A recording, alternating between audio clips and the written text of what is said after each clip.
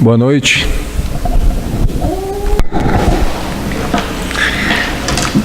Vocês notaram, e eu sei que notaram, como eu fui educado.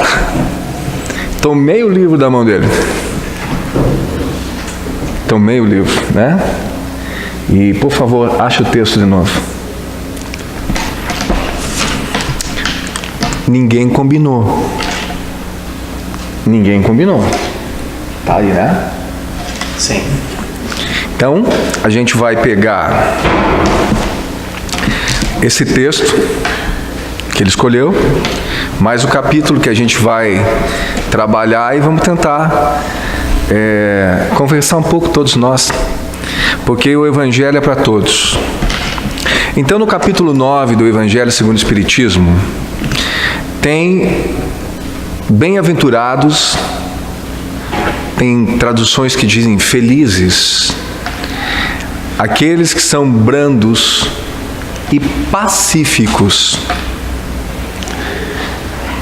Aí Mateus, na sua anotação das bem-aventuranças, no capítulo 5, traz: bem-aventurados aqueles que são brandos, porque eles possuirão a terra. Isso está no versículo 4. E depois diz assim: bem-aventurados os pacíficos, porque eles serão chamados filhos de Deus. Está no versículo 9. Capítulo 5, Mateus, versículo 4, versículo 9, da onde traz esse capítulo todo do Evangelho segundo o Espiritismo. E aqui fala das injúrias, das violências. Nas instruções dos Espíritos ele vai falar da afabilidade e da doçura. Por que ser afável? Por que ser doce?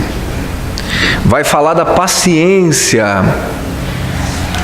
Vai falar da obediência e resignação. E também vai falar uma coisa muito interessante, que é a cólera. É um capítulo riquíssimo. Como nós temos metade de hora, nós vamos escolher um deles para que a gente trabalhe um pouquinho mais. E eu acho que o capítulo que eu escolheria por primeiro é a paciência. Mas talvez eu devia, pensando em mim, escolher a cólera. Mas pensando nos senhores, que já tem isso mais trabalhado do que eu, vamos trabalhar a paciência. Diz assim: a dor é uma bênção que Deus envia aos seus eleitos. Não vos aflijais, pois quando sofrerdes, mas ao contrário, bendizei. A Deus Todo-Poderoso, que vos marcou pela dor neste mundo, para a sua glória, ou aqui diz para a glória no céu. Aí seguindo, esse Espírito que assinou como Espírito amigo, e essa é uma comunicação que foi dada em Havre, em 1862, diz assim: sede pacientes. A paciência também é uma caridade, e deveis praticar a lei da caridade ensinada pelo Cristo, este enviado de Deus. A caridade, que consiste na esmola dada aos pobres, é a mais fácil de todas as caridades.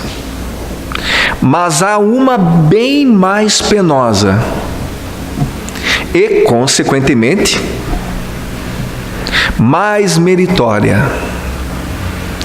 É perdoar aqueles que Deus colocou sobre nosso caminho para serem instrumentos dos nossos sofrimentos e colocar a nossa paciência em prova.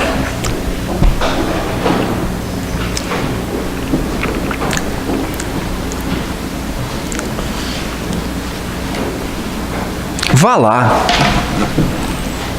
ser paciente. A gente até tenta ler o texto, a gente lê, dá uma olhada para nós, ver se nós encontramos essa paciência, se nós somos pacienciosos. Mas aqui ele já está dizendo no outro parágrafo que muito mais. Ele já está dizendo que dar esmola é uma coisa muito fácil, mas ele está dizendo assim, existe uma caridade muito mais meritória. E essa caridade mais meritória é perdoar todos aqueles que Deus colocou no nosso caminho para serem instrumentos dos nossos sofrimentos.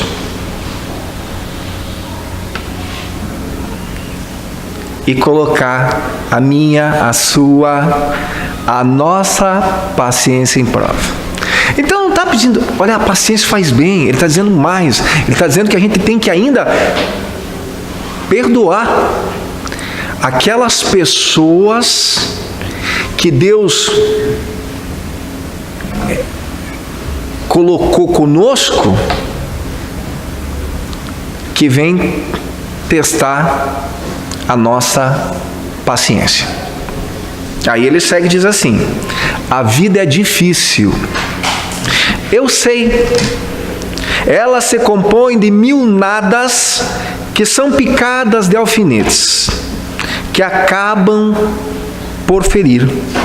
Mas é preciso considerar os deveres que nos são impostos, as consolações e as compensações que temos por outro lado. E então veremos que as bênçãos em nossas vidas, na minha, na sua, de qualquer um aqui, são bem mais numerosas do que as nossas dores. Alguém contrapõe essa afirmativa aqui? Alguém acha que não é verdade? Será que nas nossas vidas nós não temos mais alegrias do que dores?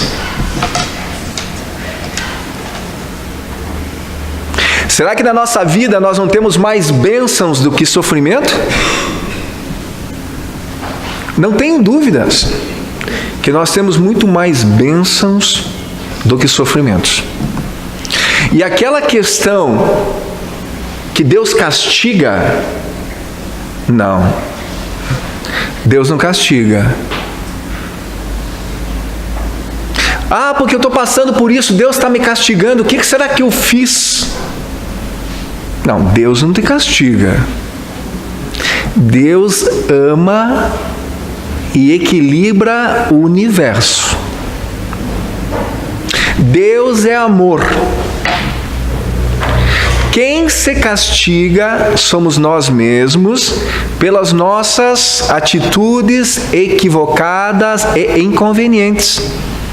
Porque aqui em Bento Gonçalves, como em qualquer lugar do mundo, quem semeia rúcula, colhe rúcula. E nós geralmente, quando falta paciência, a gente semeia dificuldade, briga, e nós vamos colher isso.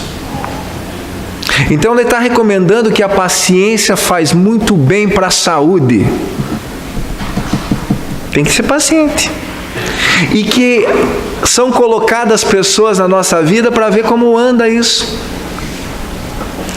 Eu nunca me esqueço, mas das primeiras vezes que eu tive a oportunidade de falar aqui com vocês, eu contei para vocês que a gente vem com um monte de tarefas, de aferições. Temos que aferir como que anda a nossa tolerância, como que anda o nosso perdão, como que anda a nossa paciência, porque a gente é espírito imortal e a gente vai adquirindo as virtudes, e conforme vai adquirindo nós temos que ver. Vamos fazer um testezinho. E aí a gente reencarna. E a divina providência concede a alegria de poder reencarnar no meio de algumas pessoas assim, que não nos compreendem direito. E que a gente tem que ter paciência com elas. Algumas pessoas que nos marcam com tanta dificuldade, que trazem dor de tudo que é lado, incompreensão. E aí Deus diz assim, e o Espírito aqui em Harvard diz assim, o Espírito protetor, que a gente tem que agradecer a Deus porque colocou pessoas na nossa vida para fazerem a gente passar por certas situações, para que elas nos façam crescer. Então eu contei aquele dia, quando você está na tua vida, tu reencarna aqui, reencarna lá, tem isso, aí tem tua família, você vai crescendo, vai desempenhando, vai chegando, conhece o amor da tua vida, ou sei lá, conhece alguém. Aí se une lá os dois corações, né? Se une aquela, eu brinco sempre, aqui no cartório, quando a gente casa com união de bens, é isso, né? Faz o casamento por união de bens, universal de bens, é isso, né? Se tem algum advogado, ajuda aí. Parcial. Mas casa com união parcial de bens e de maus. Porque você leva para o casamento o que você tem de coisa boa e coisa ruim. Porque a pessoa é difícil, os dois lados. Já se trabalha a paciência ali no casal. No começo é lindo. Depois você sabe a história. Sabe a história. Sabe a história.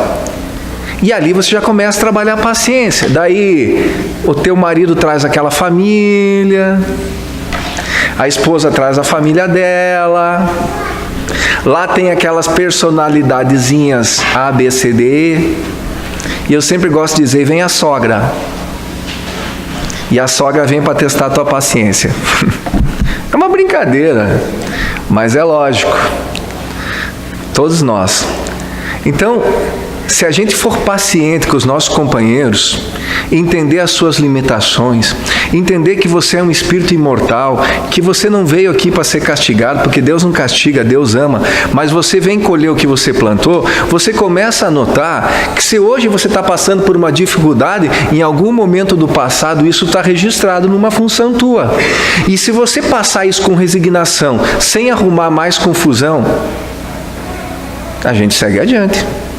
E vou dar uma notícia bem legal para vocês. Quentinha.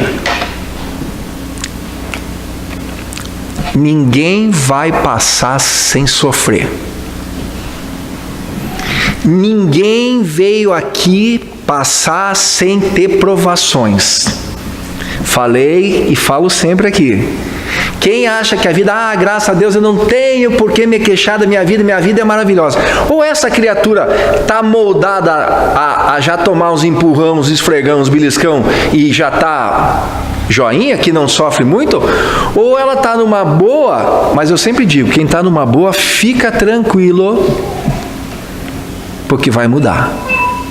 A dificuldade vai chegar.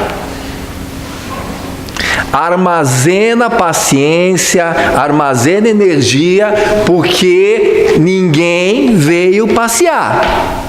A gente veio ser testado e a gente vem recolher o que espalhou. Então graças a minha vida está tudo bem. Aproveita e acumula coisa boa. Aproveite que tu tem tempo, estude, se esforce, mantenha laços de amizade, se identifique com quem você é, por que você está aqui. Aproveita, porque enquanto você tem saúde... Eu conheço os colegas meus lá na Casa Espírita. A nossa Casa Espírita tem 102 anos. E tem lá alguns companheiros que estavam na inauguração.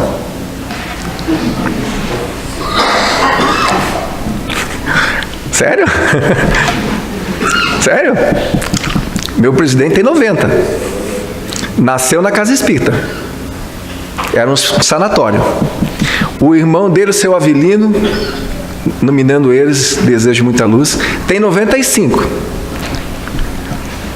Estão lá, trabalhando.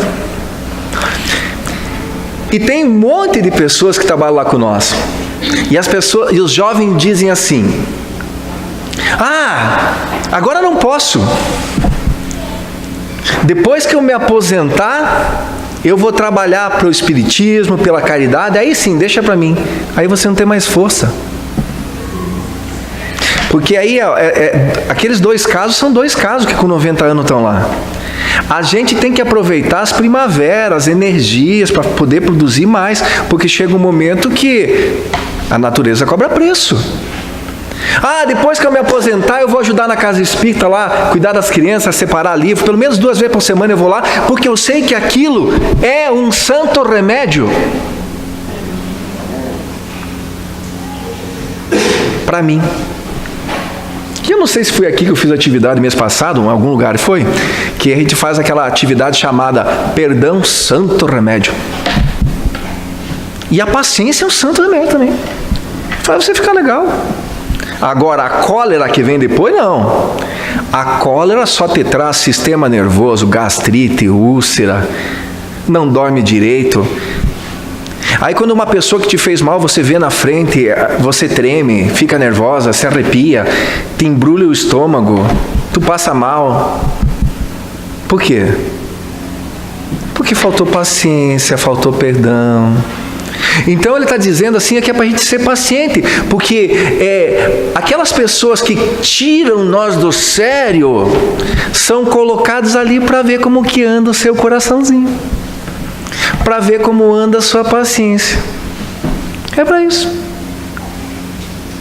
Então, todo mundo nasceu no lugar que tinha que nascer, na família que tinha que nascer, se envolveu com as pessoas que logicamente estavam em sintonia,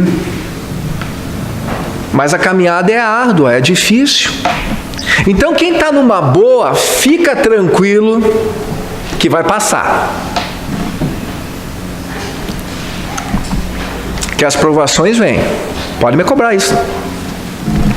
E aqueles que estão passando por provações severas, dificuldades enormes, incompreensões gigantescas, mantenham-se em paz, porque isso aí também vai passar. Porque tudo na vida passa. E nós temos que aproveitar o momento atual. Então, quem está passando por dificuldades, tenta aprender com elas.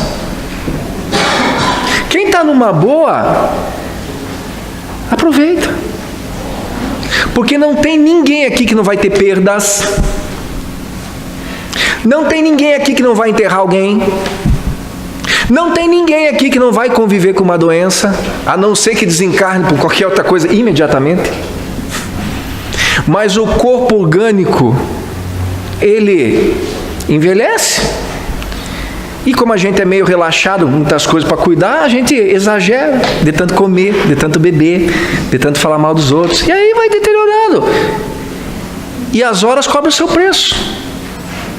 Então assim, ó, pessoal, queridos irmãos, paciência,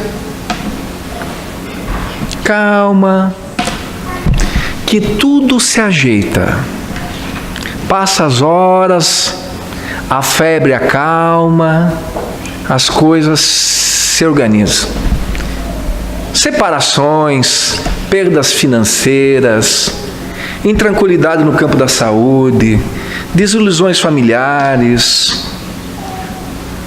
Não são castigo, são testes. São testes. E não pode esquecer que cada um colhe o que planta. Como você não pode voltar ontem e mudar o que tu plantou, que está colhendo hoje, você pode preparar a tua colheita de amanhã. Então, a paciência é uma das grandes recomendações. E aqui está falando isso no capítulo. E ele diz assim, para encerrar: coragem, amigos. O Cristo é o vosso modelo. Ele sofreu mais do que qualquer de vós, e não tinha nada a censurar. Enquanto você, ou eu, vós, tendes o vosso passado a espiar ainda, e vos fortalecer para o futuro. Sede, pois, pacientes, sede cristãos. Essa palavra encerra tudo. Queridos amigos, vocês sabem o que é ser cristão? É seguir o que o Cristo recomendou. Ponto final. Eu fui fazer uma palestra no final de semana passado, e a turma gosta daquelas palestras assim, nós já até fizemos aqui, transição planetária, e o mundo vai mudar, e está saindo do mundo de provas e expiações para a regeneração, tudo vai ficar bom, tudo vai melhorar no planeta. Daí a pergunta: você vai ficar? Você comprou bilhete? Aí, depois da palestra, fizeram uma mesa reta. Não era redonda. Fizeram uma mesa redonda. E pergunta. Começaram a perguntar. E eu disse para as pessoas: essa transição planetária, esse processo transformador, é dentro do coração de cada um. A transição planetária é sua, é você que faz. Não é o planeta mudar, que parece que vem espíritos de toda a galáxia e vão se dar as mãos ao redor do planeta. A partir daquele momento, só anjinho encarna. Claro que não. O planeta vai mudar se você mudar. A sua casa vai melhorar se você melhorar. Não tem milagrezinho de cima para baixo. É um processo interior. O mundo que você quer, se você não fizer, ninguém vai fazer por você. Esse trabalho de tolerância, paciência, resignação, indulgência, perdão das ofensas, é seu. A transição é do seu coração. Porque quando nós desencarnar, como é que funciona a seleção de espíritos? Se o mundo vai mudar, se tornar um mundo melhor, nós precisamos ter espíritos, é natural isso, melhores. Aí lá na obra da Gênesis, capítulo 18, vai dizer assim: esses espíritos são compostos daqueles que eram ruinzinhos e que se melhoraram, ou daqueles que vêm de outros planetas melhores. Tanto faz. Mas para esse mundo melhorar, você tem que melhorar. E tem pessoas que desencarnam, espíritos que desencarnam, quando voltam ao mundo espiritual, estão tão ligados ao ontem, ao primitivismo, ao egoísmo, ao orgulho, à violência, que eles não encontram mais condição vibratória para voltar. Para voltar. Porque vocês não acham que o arcanjo Gabriel está nas portas da encarnação dizendo: você pode, você não pode, pode, não pode. Você é do Inter, está sofrendo muito, pode. Deixar claro que eu sou do Inter, tá? Vocês notaram Inter e Grêmio como tudo passa? A vida é assim. Então o arcanjo Gabriel não está lá separando. Se nós desencarnar e lá no mundo espiritual nós não tiver mais condições, não temos mais nada para fazer aqui, porque nós estamos tão atrasadinhos que precisa um profissional melhor, a gente já é levado para uma clínica melhor. Vai para um planeta mais em condição com o meu coração. Então o que acontece que a Gênesis diz assim: o mundo não vai melhorar da noite para o dia por causa de uma prece de quem quer que seja. É um trabalho diário, contínuo dos anos. E aí conforme vão desencarnando e vão encarnando, é como trocar uma tropa. Aqueles que não têm mais condição não vão voltando, mas vão voltando espíritos melhores. E aí em 200 anos, 300 anos, 400 anos, 500 anos, a gente vai sentindo uma melhora.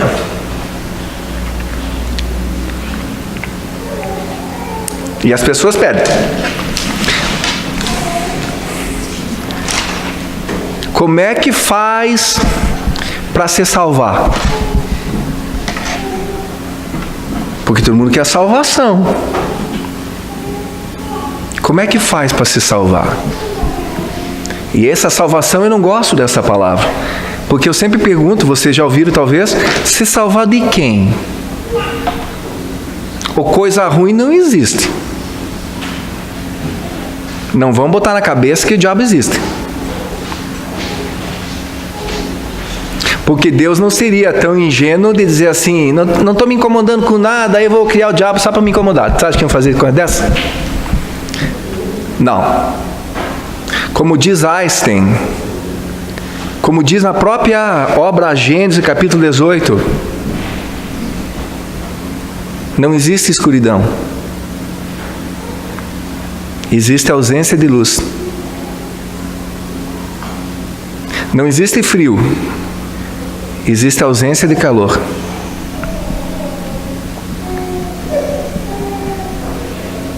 É assim que funciona no universo inteiro. Tá uma escuridão. Não existe o escuro. Existe a ausência da luz.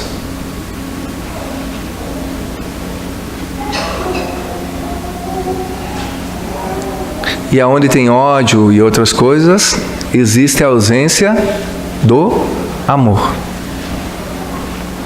Então, queridos, vendo esse capítulo, aquela recomendação de Jesus de 2000 anos atrás: sejam pacíficos, brandos, resignados. Entendo que as pessoas que criam dificuldades para vocês são colocadas ali para testar certas virtudes. E como diz aqui o Espírito, que nós temos que agradecer a Deus por ter colocado certas pessoas em nossa vida para trazer tanta dificuldade, que elas vêm nos ajudar. É assim. Então, se tu tem um esposo difícil em casa, pensa. Tem a esposa desajustada? Analisa. Se tu tem os filhos que tiram tudo os teus cabelos que tu tem na cabeça, entenda que estamos todos juntos para progredir.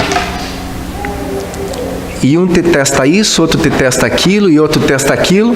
E não esqueçam que vocês testam outros e eu testo outros.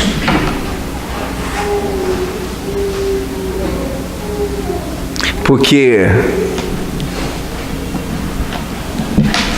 a gente acha que a gente é perfeito.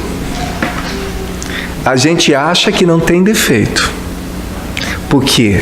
Por que acha assim? Porque faz uma coisa equivocadíssima na vida. Presta mais atenção nos outros do que em si próprio. E como Cristo não ia deixar isso passar de graça, ele diz lá no Evangelho: tu vês um cisco no olho do outro e não enxerga uma trave que está no teu olho. Qual é a recomendação? O Evangelho tem todas as verdades.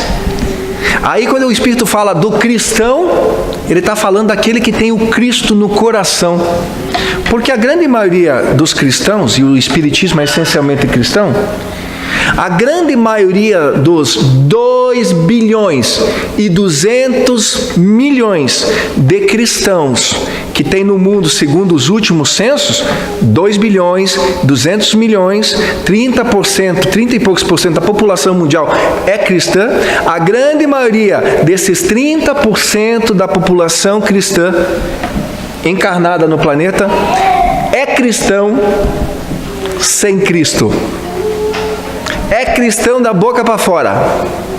Mas na hora de viver como ele recomendou, que é o grande selo, que é o grande segredo, na hora de nós pegar o aprendizado que ele trouxe, que não é dele, é de divino, ele foi portador. Na hora que ele ensinou ter paciência e a gente não tem, ou a gente não lembra dele, aí não tem como. Porque a grande maioria de nós é cristão sem Cristo.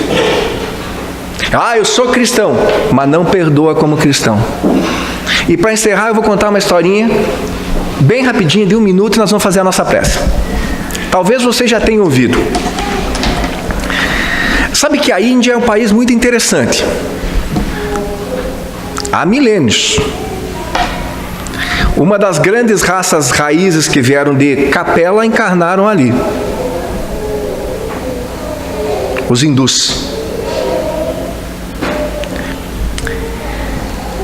E é um país gigantesco, continental. Hoje deve estar quase com 1 bilhão de habitantes. Maior que ele, só a China. Maior que ele, só a China. Que queira ou não queira, aquele muro protegeu. Cresceu a população. E ali na Índia tem castas. E foram reencarnando muitas personalidades a serviço do Cristo. E uma delas se chama Mahatma Gandhi. E a Índia, até pouco tempo atrás, era possessão inglesa. Quem mandava e desmandava era a Inglaterra, com algumas prerrogativas para algumas castas, para algum cidadão. Chegava o seguinte: se tinha um cidadão inglês andando numa calçada, e dependendo de quem estava lá, tinha que atravessar. E um dia, um soldado inglês grandão, né? Aqueles meio ruivos, assim, estou fazendo a cena, mas é grande. Está vindo pela calçada e está vindo de lá um homenzinho pequenininho, de roupa branca, de lá. E quando chega junto o soldado do Gandhi, o soldado diz: tu não sabes que tu não deves andar na calçada? Enquanto tem um cidadão inglês, e ele diz: mas eu sou cidadão indiano, tenho o direito de andar com a calçada. E o soldado enfrentou ele: você não sabe de como funciona? E quando tem um cidadão inglês, o cidadão indiano tem que se retirar. Eu sou cidadão indiano, tenho o direito de andar na calçada. O soldado, violento, pusilânime, porque quando a pessoa não tem um argumento, sabe o que uma pessoa que não tem argumento faz? Desculpa, deixa eu melhorar. Sabe o que eu faço quando eu não tenho argumento? Sabe o que você faz quando você não tem argumento? Você vira selvagem. Você vira violento. E o soldado violento, não tinha argumento, empurrou ele. Ele caiu. Gandhi levantou de novo. Eu sou cidadão indiano, tenho direito de andar na calçada. E o soldado: além de ser você um homem que não merece respeito, xingou ele e deu uma batida, um soco. E ele caiu e abriu o supercílio. Quando ele está deitado, sentado assim, aquele soldadão, que ele está tentando levantar, aquele soldadão, ele parou, botou a mão, o soldado disse: levanta, me enfrenta. Sabe? Quando a gente não tem argumento, a gente parte para a força. Levanta! Aí Gandhi olhou para ele assim, com pena, com compaixão. Tem que ficar com pena mesmo. E ele olhou e o soldado tinha aquela camisa cinza, e embaixo eles usam uma camisa branca. Em cima da camisa branca tinha um crucifixo. E o Gandhi disse assim, ó, para ele. O soldado disse, levanta, reaja, venha. E o Gandhi olhou para ele e disse assim, o mestre que me ensinou a não reagir, tu carregas aí no peito.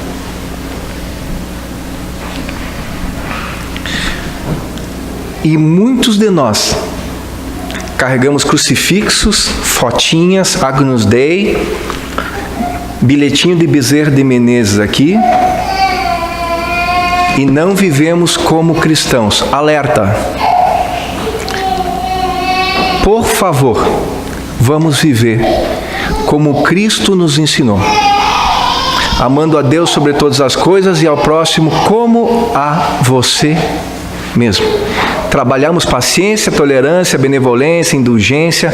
Vamos entender a família que a gente tem. Vamos entender o momento da realidade. Quem tem bastante, quem tem pouco, quem está faltando, quem está desempregado. Calma.